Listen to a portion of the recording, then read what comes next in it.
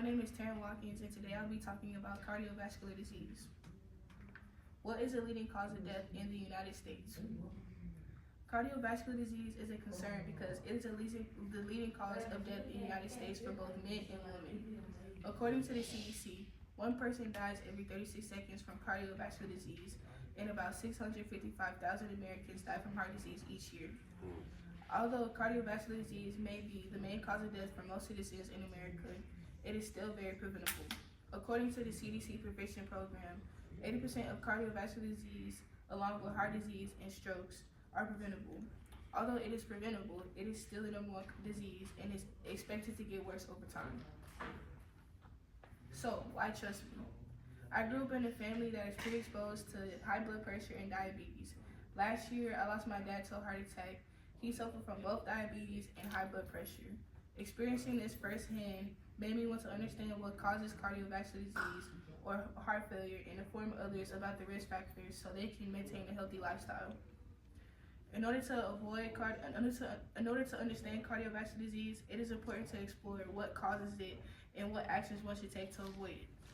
So, this afternoon, I will first share with you what cardiovascular disease is, and then I will discuss the causes of it, and lastly, I will explore how it can be treated and the actions you should take to avoid it. First, I would like to begin by discussing what cardiovascular disease is and the names it can be identified as. Cardiovascular disease is a term used for conditions affecting the heart and blood cells. It is linked to the growth of fatty layers inside of the arteries and the risk of blood clots. Cardiovascular disease can also be linked to damage to arteries like organs, brain, heart, and kidneys, and eyes.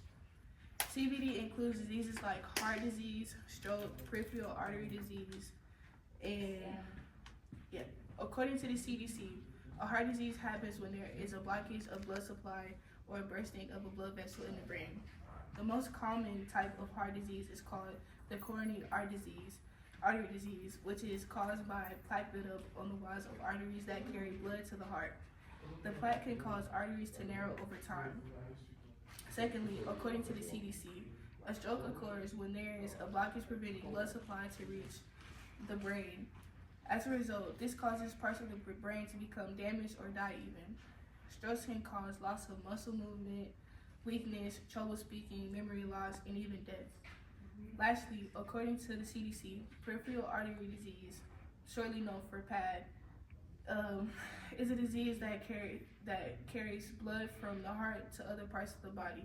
Peripheral artery disease is similar to coronary artery disease because, like PAD, the heart disease is where plaque on the arteries causes narrowing or blockage that can cause one to feel weakness, numbness in the legs, muscle pain during physical activity, or even cause one to feel different temperatures in body parts. So, now that you know what cardiovascular disease is and the names that it can be identified under, I would now like to discuss the causes and risk factors of cardiovascular disease. While there is no exact cause of how you can get cardiovascular disease, there are a variety of things that can increase the risk factors of obtaining it. And the more risk factors you have, the more likely your chances are of getting it. According to NHS, the top 4 risks of cardiovascular disease are high blood pressure, smoking, high cholesterol, and diabetes. High blood pressure is one of the most important risk factors of cardiovascular disease because if your blood pressure is too high, it can damage your blood vessels and increase the heart's workload. This ultimately causes the heart to work harder to pump blood to the rest of the body. A stiff heart muscle causes the heart to function abnormally, as stiff heart muscles causes the heart to enlarge, which increases the risk of heart attack or heart failure if your blood pressure is too high. It can cause your organs to have a strain. It also increases life-threatening diseases such as heart diseases, strokes, heart attacks, and even heart failure. Secondly, smoking. According to NHS and the CDC, smoking and tobacco use is a significant risk factor of cardiovascular disease because harmful substances in tobacco can damage blood vessels. According to the CDC, smoking is a major cause of CVD because it causes 1 in every 4 deaths from cardiovascular disease. Smoking can rise a type of fat in your blood, lower good cholesterol, make blood more likely to clot, and damage cells that line blood vessels. Smoking ultimately changes the heart and blood vessels. Thirdly, high cholesterol. According to NHS and Mayo Clinic, cholesterol can be understood as the fatty substance found in the blood.